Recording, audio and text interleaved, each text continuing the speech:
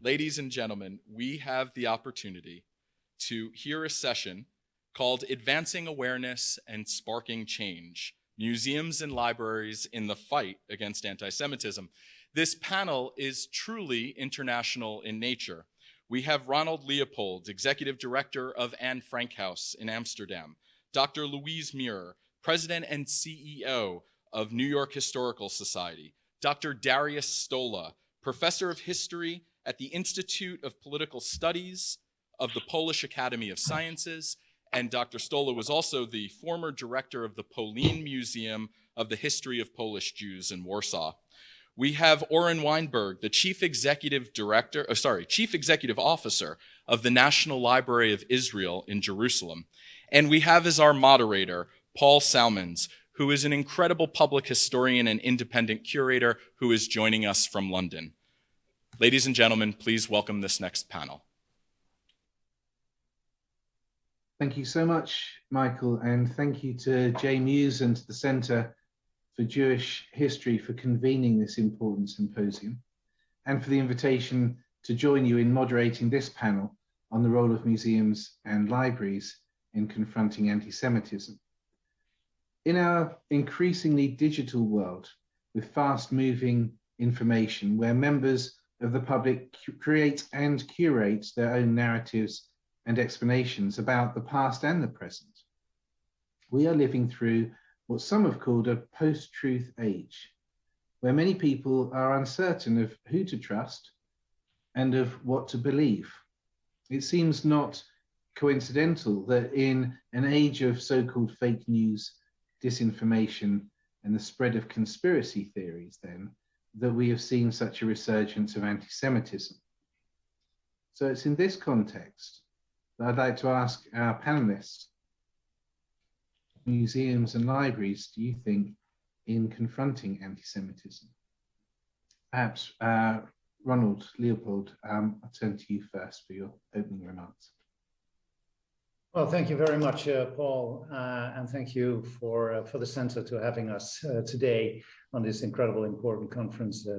I don't think I need to introduce the Anne Frank House in this environment. I hope many of you have already visited the house, and if not, we really hope to welcome you in the near future. Just a few words about the house, about this place. In normal times, we receive more than 1 million visitors every year. Obviously not last year and not this year due to the corona, due to the pandemic. But normally 1 million visitors from across the world. Usually very young audiences. The average age of our visitors is under the age of 30, and in a way they come here, of course, to learn about Anne's life, about her fate, and they connect to that from their own lives, from their own backgrounds, and to a certain extent that means that this museum experience transcends the specific historic circumstances and is in a way an emotional connection to a meaningful experience, what is more than just a history lesson. And I think this is also what makes this visit to a house, which is, sometimes we say this museum is probably the only museum in the world that has not much else to offer than empty spaces. An emptiness, of course, that tells the loss of so many lives here in Amsterdam, the loss of a father having lost his entire family. But it also serves in a way as a mirror to all of us in terms of what makes us human, and inviting the visitors to reflect on our humanity, on who we are and who we want to be. And I think this emotional experience leads to something that I feel is an incredible, powerful instrument when it comes to confronting anti-Semitism, racism, discrimination, which is called empathy. And I think this empathy is something that sharing that and inviting that to these millions of people that come to the house is one of the elements that I feel is a contribution to our common cause in terms of confronting anti-Semitism. Thank you, Ronald. Yes, that enormous emotional power of visiting an authentic site, such as the house, or many others, unfortunately, across Europe, I'm sure has an extraordinarily strong impact on your visitors, and as you say, can be something through empathy, which might help us to confront anti-Semitism. So I'll turn then perhaps to Oren. This is your institution, the National Library of Israel, won't have that same direct emotional resonance as an authentic site in Europe, perhaps. But what then will a library offer and an archive offer that can strengthen this fight against anti-Semitism? Well, good evening, everybody. The NLI is probably the largest memory institution in the world that has collected and keep on collecting and documenting everything concerned with Jewish life and Jewish history. It has been doing that for almost 130 years.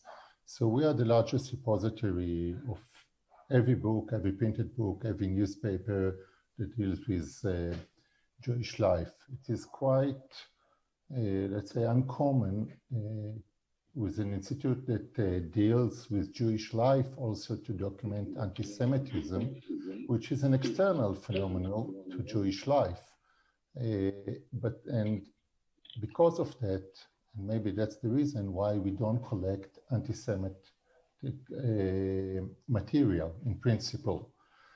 But we do, of course, acknowledge that there is no understanding of Jewish history, especially since the 19th century, without looking at anti-Semitic material. And this is why we also take care of that angle. And we do acknowledge also that there is no way to research, educate, and understand how we can tackle anti-Semitism without understanding the roots through primary sources. That's what we have. So in turn, being both a library and archive, and in the future also has in the new building that we are right now building, have also exhibition spaces and educational areas.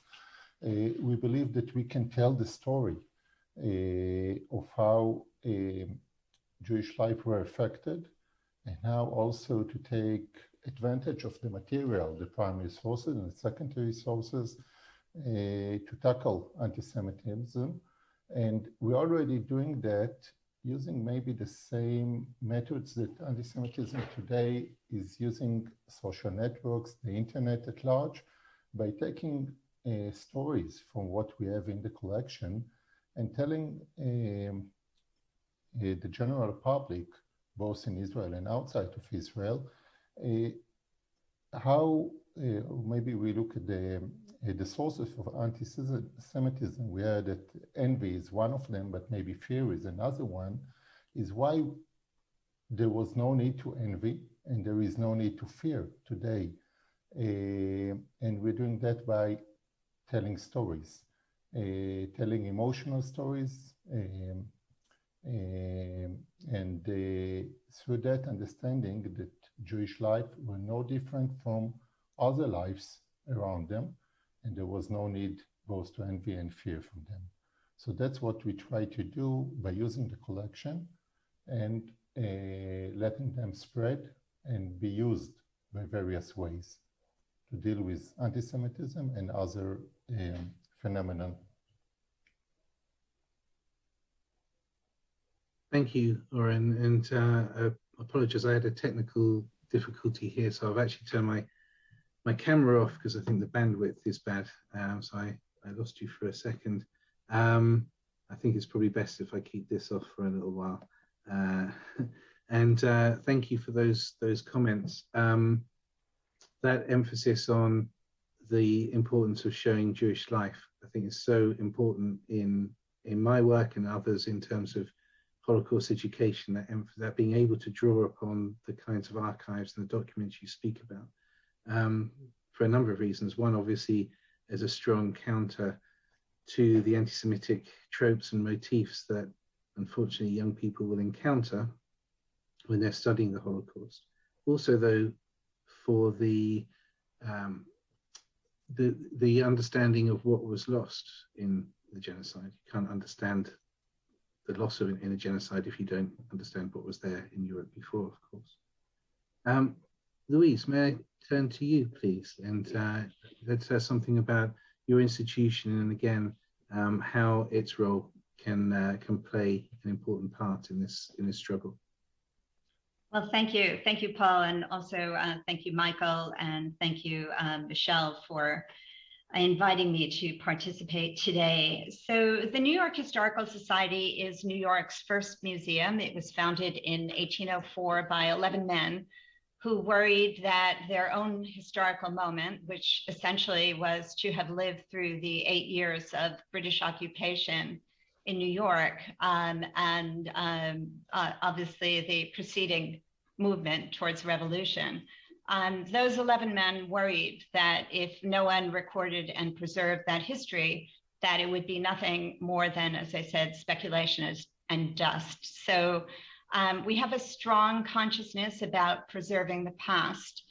None of our founders was Jewish, and we are not an institution that specifically has collected around Jewish history, either in America or in New York, but we do have the records of some of the prominent Jewish families in New York, earliest Jewish families in New York.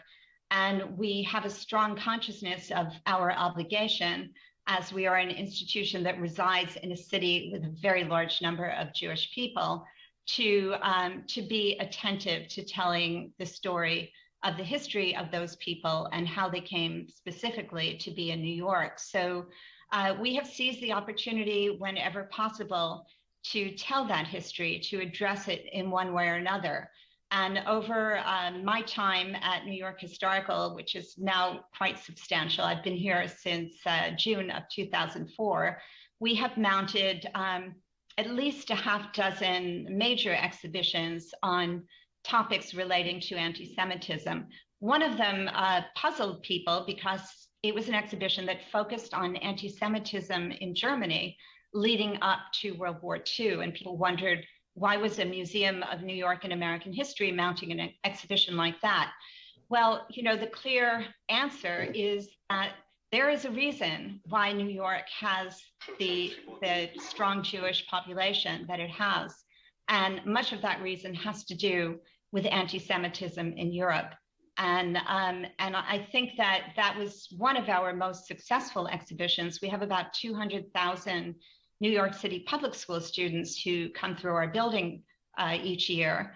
And many of them look around, see a Jewish population, have no idea whatsoever how that came to be, and certainly no sense that the strong consciousness that they have as young people who either have come here or their parents have come here as refugees, or in terms of the Black population came here enslaved. They have no sense of any commonality with Jewish people until they understand through an exhibition like that one that actually Jewish people have suffered tremendous oppression, and they are in New York for some of those very same reasons. We've done numerous other exhibitions as well that speak to other aspects of anti-Semitism, and our goal with those exhibitions and all of the work that we do and the educational curricula that we develop for the New York City public schools,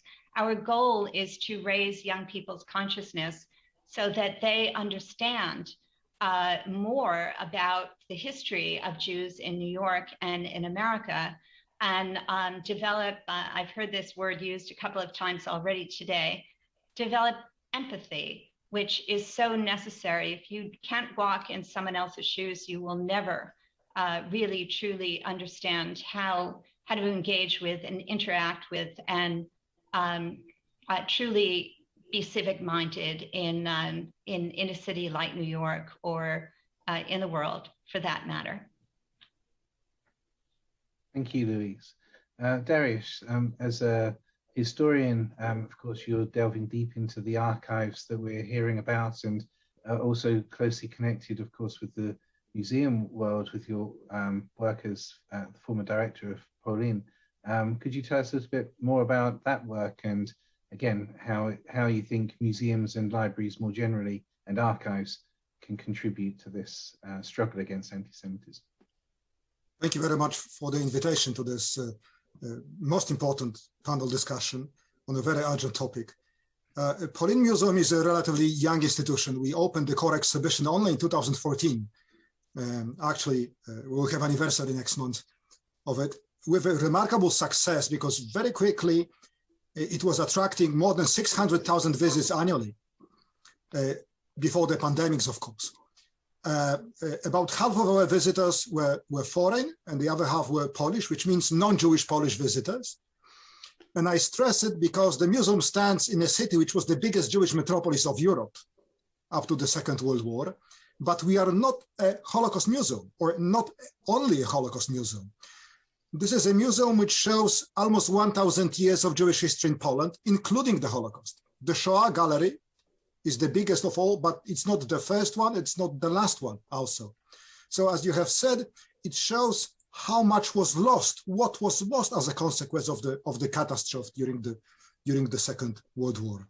So it shows the complex, at that times, dramatic history of Polish Jews, including various forms of Judeophobia at different moments in time. And this is this educational mission, directly to counteract the ignorance, which is the basis very often of the prejudice. But let me stress something else, namely that Polin Museum was so much disliked by the anti-Semites in Poland and in Eastern Europe in general, because we took the initiative. It was not just reacting to various expressions of anti-Jewish prejudice. It was offering a compelling story. And an important message of this compelling story is that Jews have been an integral part of Poland for centuries, which means it's a way of redefining who are we, who is the big we when we talk we the Poles. And I think this applies to most of Europe. When I say that Polin Museum shows that you cannot understand the history of Poland without the Jews, you can say it about Europe in general, and especially about countries like Spain or Russia or Ukraine, most of Eastern Europe, or Hungary, which without the Jewish chapters, the history would be completely different. And for these reasons, what I find especially dangerous is the relatively recent development of something what the scholars called secondary anti-Semitism, a way of distorting the Holocaust, of minimizing it, not so much maybe negating it completely. In Eastern Europe, we still have too many eyewitnesses of it to make the denial effective, but distortion is quite widespread, and this is what I believe to be the most dangerous component of contemporary anti-Semitism. But looking on the other side, today's museums are not only exhibition plus a collection. It's much more a multifunctional cultural institution. And let me stress one aspect of this many functions. It's a place to meet and talk, a place that people can safely meet and freely talk. And we are the guardians of the rules of discussion, not to have it dominated or taken over by people who would like to destroy it. And in this sense, it's also a place for a meeting for anti-Semites, a very important group, because there are anti-Semites. And within the last 30 years, we have seen in Poland and elsewhere in Eastern Europe, a growing number of people of very different background, who for various reasons believe that anti-Semitism is very bad and they oppose it. And I think we should stress it, because maybe various forms of Judeophobia have lasted for a long time and they will probably stay with us, but there is something new in this field which we should not forget.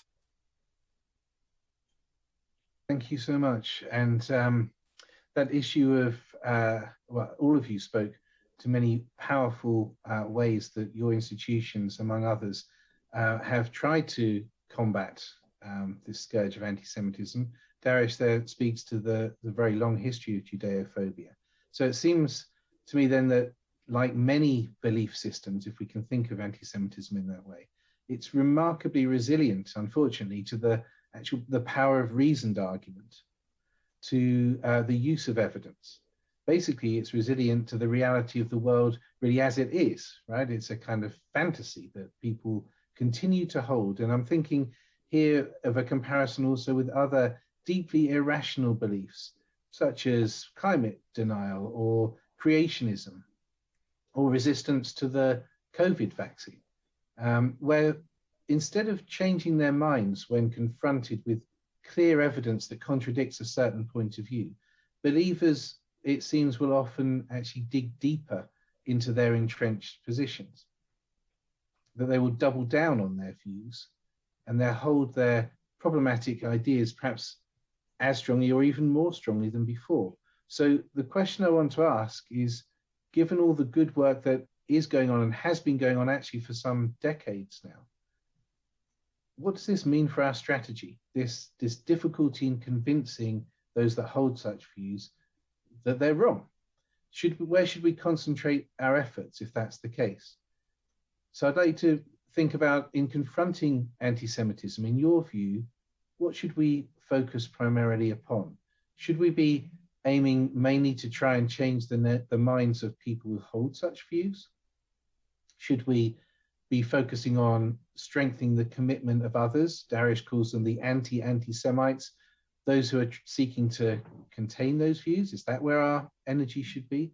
Or should it be on preventing the spread of anti-Semitic ideas to others who could be susceptible to them? I'd love to hear from each of you examples from your own experience and your own work that might speak to one or other of those approaches. Or of course, you might have a different strategy which you think is more effective. Louise, shall we perhaps start with you this time? Yeah, sure. Thank you. So, our strategy really has been to focus on young people. And for every exhibition that we have done, we have developed not only curricula that we offer to the New York City public schools, and quite often those curricula have been embraced with great gusto and joy, because teachers really do want to have materials to explain to their young students what is this history, what does it mean, and how did things actually come to be. We also have a program for very small children. It's called Little New Yorkers, and it introduces children who are ages 2 to 5 to what we call history habits of the mind. So I think that for us is the most effective strategy, is to actually create a space, and we have created a space in which we can engage with the youngest children who are have not yet really learned prejudice, and who have not yet mastered the rhetoric of anti-Semitism. And we share with them stories, biographies of people, in this instance of Jewish people. We mounted a wildly successful exhibition a few years ago. Actually, I'll talk about 2 of them very briefly. One of them, called First Jewish Americans, which really looked at the earliest Jews. And back to Simon Schama's remarks, it happens to be my academic field. I mean, those Jews actually came as a result of the Spanish Inquisition and their attempt to continue to practice their faith freely and openly, which was not possible for them to do, obviously not in Spain, and then subsequently not in the Dutch colonies either, except for New York. So, so those people and their story become examples, become their biographies, become examples for very young children. And we did another exhibition as well called Lincoln and the Jews. And again, very few people think of Lincoln, Abraham Lincoln, in the context of Jewish people, but it was an eye-opening exhibition, also with tremendous opportunities to teach very young children about a beloved American figure, but in the context of Jewish people who surrounded him and of his attitude towards Jewish people, which was quite positive. So that's been our main strategy. We focus tremendous resources on very, very young children, and I continue to think that is really the only hope, is to get children when they're very young and give them those habits that will sort of inoculate them against the kinds of fake and distorted views of Jews that they might hear sometime in the future. Thank you, Louise. Oren, so Louise focuses very much on very young children. Can you tell us a little bit about your energies and the focus of your institution? What do you think is the best strategy here? Well, I would say, first of all, that I don't think that we have a luxury, but to take every tool or methods that we have and use it. We cannot be very comfortable with neglecting new technologies and new techniques, and be where people are searching today or using new communication ways. So one of the main tracks of our digital strategy is to be where people are searching, to be where our search engines, and not necessarily wait for people to come to us or to know even that there is a national library or there is an archive. So first of all, take the content and spread it. Use what we have and take it out, open it as much as possible to diversify audiences in Israel and beyond of Israel. And using digital is a must. Having today images, oral history, video, testimonials are wonderful tools to make people empathy or to have people understand what happens from an emotional point of view, and not necessarily through the mind. Images are very strong, and unfortunately we have too many images that reflect what happens to Jews around before the Holocaust, during the Holocaust, and after that. So use it in a way that could affect people. Use Wikipedia. Peter mentioned that in his talk. We use Wikipedia. We partner as much as possible by taking the content and editing entries of Wikipedia and let Wikipedians use it. This is also something that is quite widespread. Using social networks by different groups. We have a very popular group that we manage called Life Before the Holocaust, where people are contributing to understand what is Jewish life. So using every methods like TikTok, like Facebook, Instagram, and that's where people are, young people are living. They are not necessarily knows that they are archived. They don't even know what is archival material. But you can take a story, you could take a ledger and use it by telling a story. And that's why we try to combat not only anti-Semitism, but understanding what is the meaning of Jewish life. Thank you, Oren. A wide range of approaches there, which seem to be also confronting the nature of our digital world very much. And Dariusz, perhaps you could also address the same question, please. Well, I would stress the importance of the stories. Information is not enough. And what we've been trying to do is to offer stories that are trustful, that are reliable, that are compelling, and polyphonic.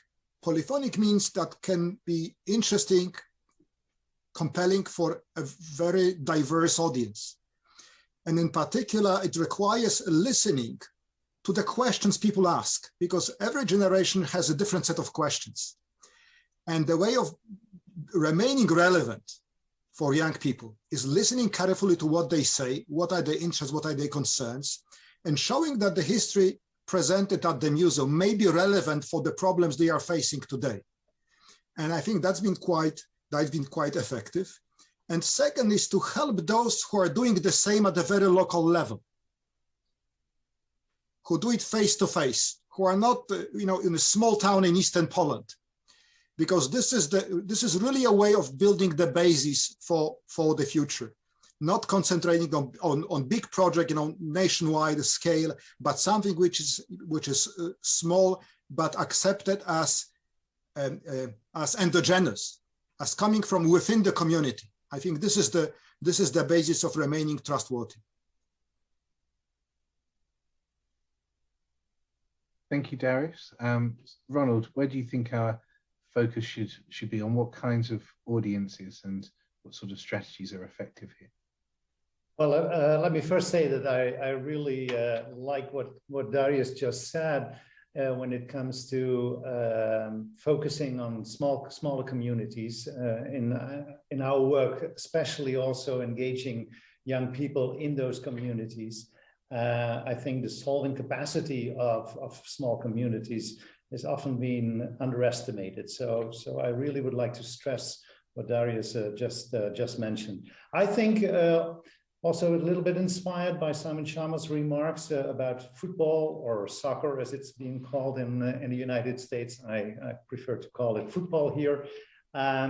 Because we are just wrapping up a huge project that we have been carrying out over the last 2 years called Changing the Chance, which, well, as the name already indicates, it's about trying to erase those terrible chants out of the football stadiums.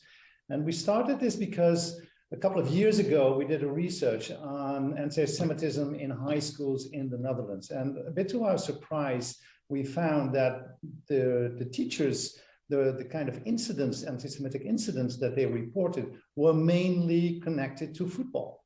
And so, to be very honest, we always had considered that as a bit of a part of the rivalry between teams. But all of a sudden we realized, no, it does not stay within these stadiums. It goes into high schools, and it's a source of very pejorative prejudices against Jews. So it was really by that time that we decided to start a project. And as I said, we're working together with Chelsea FC. We're working together with Feyenoord Rotterdam here in the Netherlands. We work together with Borussia Dortmund, a German football club that is very active in this field. We're not there yet to achieve the knee, or taking the knee, as Simon Schama suggested, but we do think it's an effective intervention focused on perpetrators, focused on those who are being banned from stadiums because of what they have done in the past. And this is a kind of incentive if they participate in this project in order to be able to come back into the stadium. If they participate, if they also are willing to help us to convince their peers of changing their attitudes, because it is to those supporters, to those Jewish supporters of the same clubs, the reason why they don't go to the stadiums anymore. If you allow me one more remark, I think it's really very important, although I do agree with Simon Schama that oftentimes we talk about variations on a theme. Nevertheless, for educational interventions to be effective, I think it's very important to identify the kind of anti-Semitism that you're facing, because sometimes, for example, Holocaust education might not be the most effective way and might not be the most effective intervention to confront anti-Semitism. For example, for those who think that Jews are using the Holocaust for their own interest. And that is an example of why it is so incredibly important to choose between the different kinds of strategies on the basis of a sound identification and analysis of the kind of anti-Semitism that we are facing. So I think that is really important. And the last remark, perhaps, if you allow me, Paul, is the fact that I think it's, and this is also what Dariusz already stressed, the importance of connecting to the own experiences of those that you try to target with your strategy. I think that is what makes things really identifiable and effective when it comes to having an impact on the educational level. Thank you. I'm very interested in your point about the different manifestations of anti-Semitism, of Judeophobia. We know over the centuries this changes its form over time and as circumstances change. So despite our best efforts, and we've heard many powerful examples from each of you of the work that you're doing, still we're living through a time in which anti-Semitism is again resurgent. What does this mean about our efforts to combat it? Is it that we need to do more of the same of our existing work to perhaps deepen it and strengthen it? Has our approach generally been the right one? Or is it that new circumstances mean we have to adapt our approaches? Do we need to develop new approaches? If so, what are those new circumstances? Where do you see the main challenges over the immediate future? And what do you think we can best do to meet those challenges, to be at least keeping up with these changing forms? Dariusz, perhaps I'll turn to you first this time. Well, we are facing a number of challenges at the same time. That's the problem, the coincidence of them. But I think the major one, especially from a perspective of a historical museum, which as the foundation has an academic knowledge, is the crisis of the authority of the expert knowledge. And it's a much broader topic. Simon Schama has mentioned it. He called it the collapse of the truth. We will not defend it alone, but we have many allies. I think we need to join the wide league of those who try to defend it. Second, not to let the anti-Semites be more innovative than us. And for example, in Poland, the far right, several years ago, they were pariahs with no access to television or radio. This is why they invested heavily into the new media, when nobody knew yet that the new media is the future. So they had a kind of competitive advantage, an expertise that we didn't have. So maybe we should think in terms of, okay, what's next? Where is the next battlefield? Speaking about social media, the easiest way to decrease anti-Semitism and xenophobia in general in Europe is to change the algorithm of the social networks.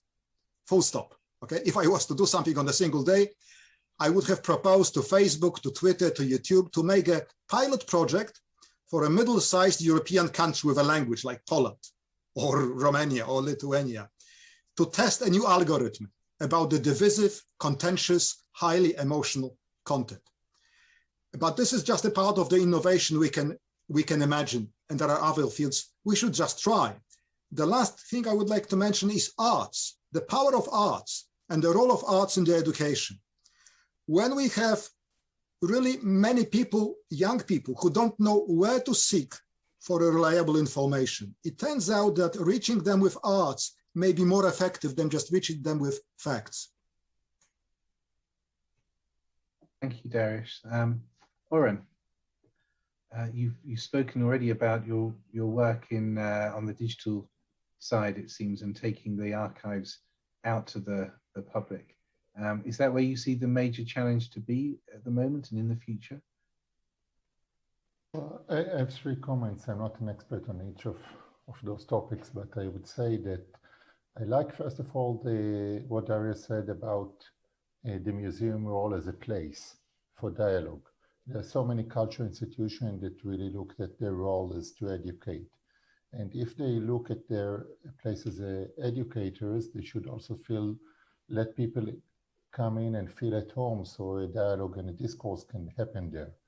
And as much as we can have more content coming out from those institutions, we should have more people come in for a dialogue around those topics. So that's one way to deal with that. The second is use the digital or use new media is something that is like throwing stones in the water, in a pot of water, because as Dariusz said, they're using that. We should be there and we should fight at the same technique. And be innovative is a good thing, but usually they're faster than us. But still, we should not neglect those areas. There have been some trials of using animation, for example. Animation speaks, anima speaks to young people And as much as we can take people that use those methods, we should influence young people. The third is using influential people like musicians, like models, like artists, like politicians. Of course, if we can influence them. Those that have 1 million followers on Twitter or Instagram are those that can affect people, and we should try and work with them. I really like the example of football, but all those are influential, much more than any museum, any archive, or any library today. We could let them have information, we could let them have facts, we can help them to influence people by taking advantage in a way with their power is another way to work. Thank you. Many ideas surfacing here. Ronald, what's the major challenge you see that we face, and what's the best way to approach this? Well, that's a $1 million question. To be very honest, after the notes of despair in the introduction to the conference, let me try to put a little bit more of an optimistic note here. It reminded me of the words, I think, of the former Secretary of State Madeleine Albright, who once said, "I'm an optimist who worries a lot." And I think that is exactly how I feel. And the optimism comes actually from the fact what I see is an increasing interest also among young people in the story of Anne and in the story of what happened during the Second World War. Unlike what many people think, that is not what we experience. And actually, this is, for me, a very hopeful sign. The kind of language, the kind of media language they use is very different. We have to bear in mind that the ones who are visiting our museum are fourth, fifth generation. Their grandparents were born after the war. They have a very different way of connecting to the story, very much from their own experiences. And sometimes it's very difficult, also for me personal, I admit, to open up to their lives and to open up to their languages when they're making selfies inside a house or in front of the house, when they're connecting to Anne in problematic ways.